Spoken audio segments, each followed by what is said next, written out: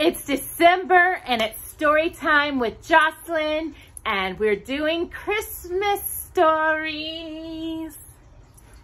So we're going to begin this week with Dr. Seuss's How the Grinch Stole Christmas. So let's find out, because I'm pretty sure some don't and some know how he stole Christmas. Oh, I almost knocked over the camera. So we'll be reading from Jocelyn's collection of Dr. Seuss, and we're going to be reading, like I said, which was originally published in 1957, How the Grinch Stole Christmas. So let us begin. Every Who down in Who-ville liked Christmas a lot. But the Grinch, who lived just north of Who-ville, did not. The Grinch hated Christmas the whole Christmas season. Now, please don't ask why. No one quite knows the reason. It could be his head wasn't screwed on just right. It could be perhaps that his shoes were too tight. But I think that most likely reason of all may have been that his heart was 2 sizes too small.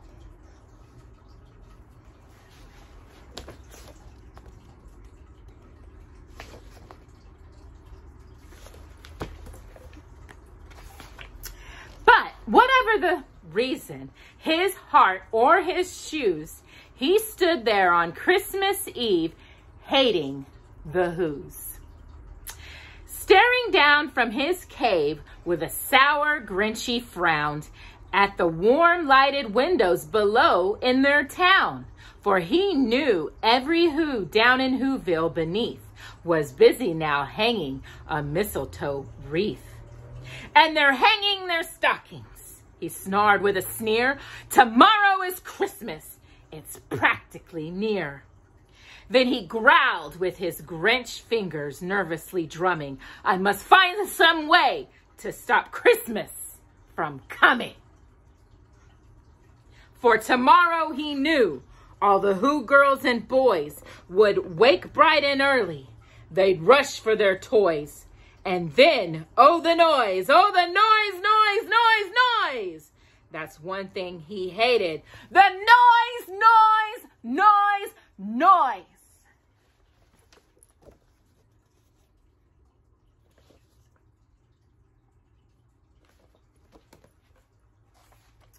Then the Whos, young and old, would sit down to a feast.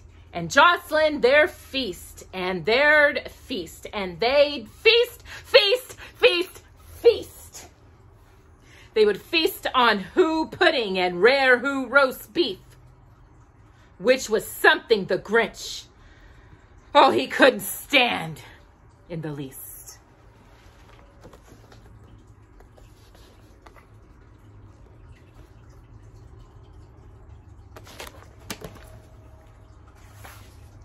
And then they'd do something he liked least of all.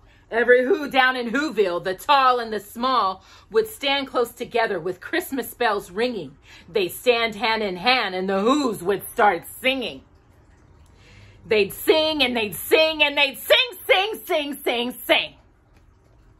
And the more the Grinch thought of this Who Christmas sing, the more the Grinch thought, I must stop this whole thing. Why, the 53 years I've put up with it now, I must stop this Christmas from coming. But how? Then he forgot an idea, an awful idea. The Grinch got a wonderful, wonderful, awful idea. I know just what to do, the Grinch laughed in his throat, and he made a quick Santa Claus hat and a coat. And he chuckled, what a great Grinchy trick. With this coat and this hat, I look just like Saint Nick.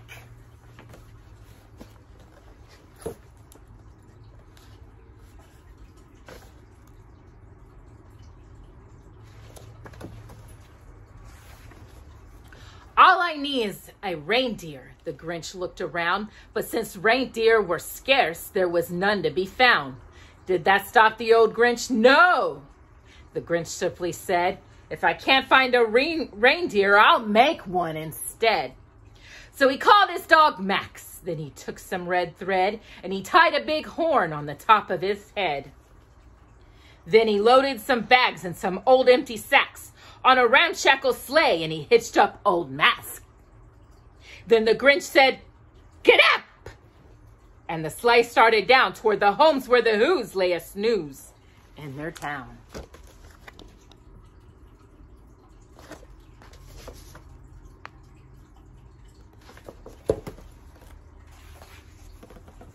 All their windows were dark. Quiet snow filled the air. All the Who's were all dreaming sweet dreams without care. When he came to the first little house on the square, this is stop number 1. The old Grinchy claws hissed, and he climbed to the roof and empty bags in his fist. Then he slid down the chimney, a rather tight pinch. But if Santa couldn't do it, then so could the Grinch. He got stuck only once for a moment or two. Then he stuck his head out of the fireplace flue, where the little Who stockings all hung in a row. These stockings, he grinned, are the first thing to go.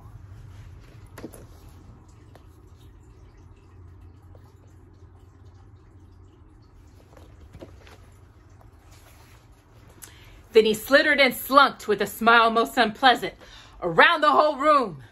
And he took every present, pop guns and bicycles and roller skates and drums, checkerboards and tricycles, popcorns and plums. And he stuffed them in bags. Then the Grinch very nimbly stuffed all the bags one by one up the chumbly. Then he sluck to the icebox. He took the Who's feast. He took the Who's pudding. He took the roast beast. He cleaned out that icebox as quick as a flash, Jocelyn. Why, that Grinch even took their last can of Who hash.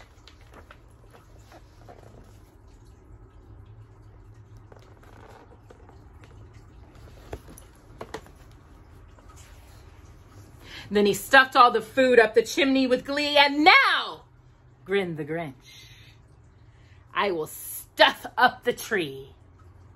And the Grinch grabbed the tree and he started to shove when he heard a small sound like a coo of a dove. He turned around fast and he saw a small Who. Little Cindy Lou Who was not more than 2. The Grinch had been caught by this tiny Who daughter who'd got out of bed for a cup of cold water. She stared at the Grinch and said, Santa Claus, why are you taking our Christmas tree? Why?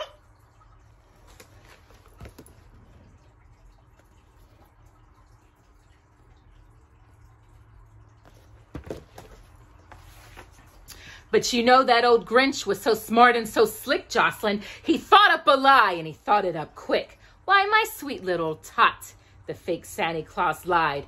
There's a light on this tree that won't light on one side. So I'm taking it home to my workshop, my dear. I'll fix it up there, then I'll bring it back here. And his fib fooled the child. Then he patted her head and he gave her a drink and he sent her to bed. And when Cindy Lou Who went to bed with her cup, he went to the chimney and stuffed the tree up.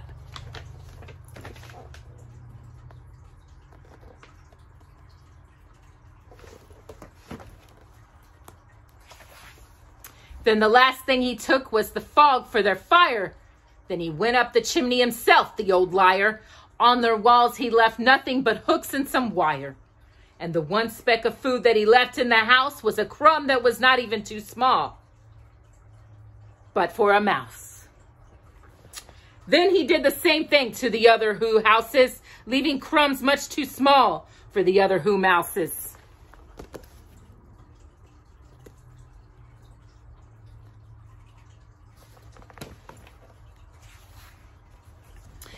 It was 1/4 dawn, all the Who's still abed, all the Who's still a snooze when he packed up his sled. Packed it up, Jocelyn, with their presents, the ribbons, the wrappings, the tags, And the tinsel, Jocelyn, the trimmings and the trappings. All of it.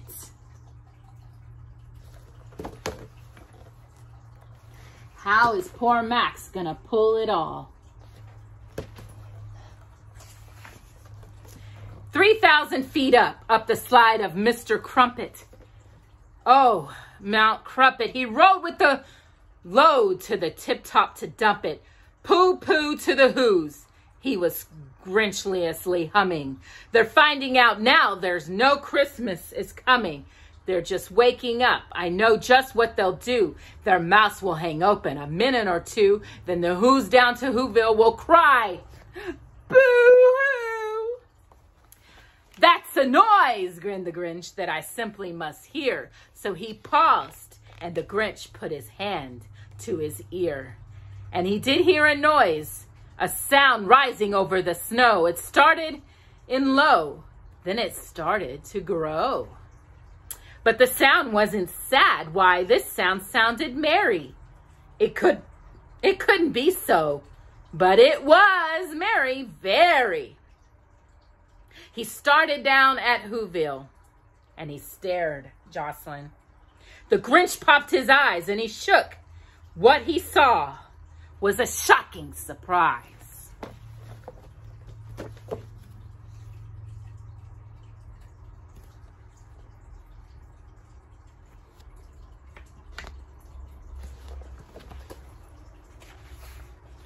Every Who down in Who-ville, the tall and the small, was singing without any presents at all. He hadn't stopped Christmas from coming. It came.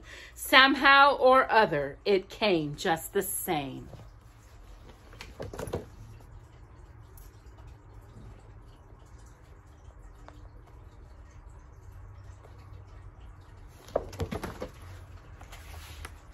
And the Grinch, with his Grinch feet ice cold in the snow, stood puzzling and puzzling. How could it be so? It came without ribbons, it came without tags, it came without packages, boxes, or bags. And he puzzled for 3 hours, Jocelyn, till his puzzle was sore. Then the Grinch thought of something he hadn't before. Maybe Christmas, he thought, doesn't come from a store. Maybe Christmas perhaps means a little bit more. And what happened then? Well, in Who-ville, they say that the Grinch's small heart grew 3 times the size that day. And the minute his heart didn't feel quite so tight, he whistled with his load through the bright morning light. And he brought back the toys and the food for the feast.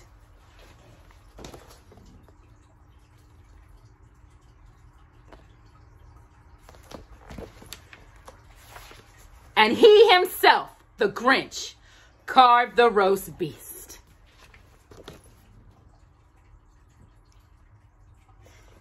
And that is how the Grinch tried to steal Christmas. Just remember, when you open up your gifts this Christmas morning, it's not always about Christmas gifts. It's not always about the food or everything. But it's about the people that you're able to spend the holiday with. It's about when Jesus was born. It's his birthday. Celebrate it. Christmas is a very special time to be with family, just like baby Jesus got to be with his parents. And Jocelyn gets to be with me. We'll see you next week for our next Christmas story. And I hope you enjoyed and learned a little something about Christmas morning. And we will see you next week. Have a blessed week. And thank you for joining us for Storytime with Jocelyn.